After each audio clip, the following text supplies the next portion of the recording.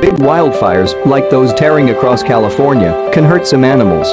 Yet others escape and some species even thrive.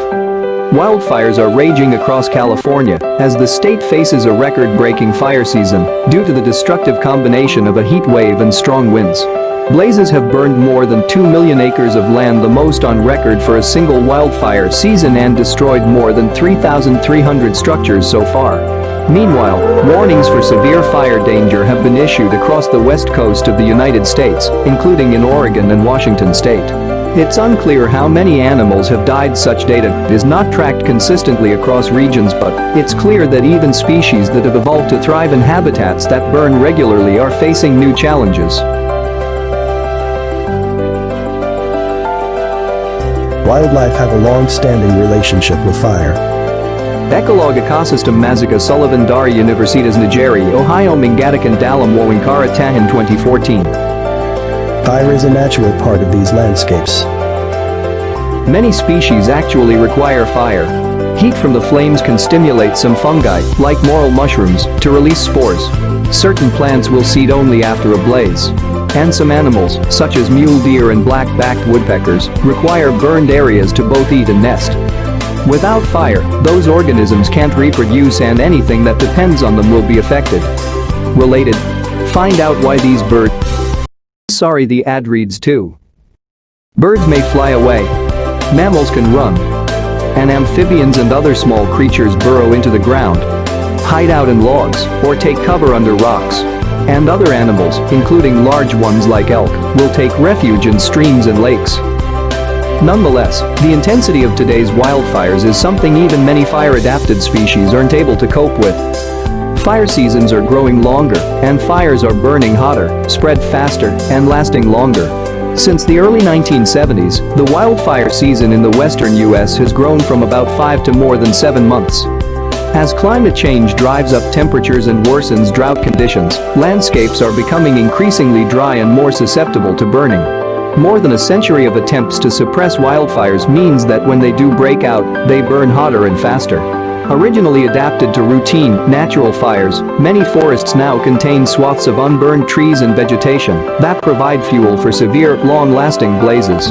Researchers worry that these increasingly frequent wildfires will negatively affect even fire-adapted species, such as the black-backed woodpecker, which needs both burned and unburned habitat to thrive. Fires can benefit predators that prey on these fleeing animals. Bears, raccoons, and raptors, for instance, have been seen hunting creatures trying to escape the flames. Several species of birds may even help spread fires in Australia, some research suggests, as doing so may help flush out small animals for them to eat. The moderate level of fire in areas where it naturally occurs may also increase the patchiness of forests and create a wider variety of microhabitats, from open meadows to regrowing forest, research shows. Having a diversity of biomass supports multiple species of animals and the ecosystem as a whole. Scientists don't have any good estimates on the number of animals that die in wildfires each year. But there are no documented cases of fires, even the really severe ones, wiping out entire populations or species. Of course, some animals do die in the smoke and fire, those that can't run fast enough or find shelter. Young and small animals are particularly at risk. And some of their strategies for escape might not work. Coca-Cola's natural instinct to crawl up into a tree, for example, may leave it trapped. Heat can kill too, even organisms buried deep in the ground, such as fungi.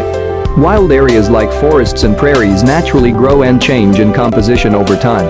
A year-old forest will have a different set of plants and animals living in it than a forest that's 40 years old. A disturbance like a wildfire can serve as a reset button, letting an old forest be born again, said Patricia Kennedy, a wildlife biologist of Oregon State University, in 2014. And a lot of species require that reset. Exactly what happens after a fire occurs depends on the landscape, the severity of the fire, and the species involved. But the event always sparks a succession of changes as plants, microbes, fungi, and other organisms recolonize the burned land. As trees and plants age, light and other features change, and the composition of creatures in the area changes in response.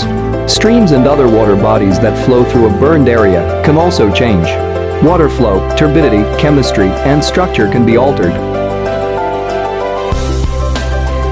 Fish may temporarily move away. and there can be short-term die-offs among aquatic invertebrates, which can affect animals on land.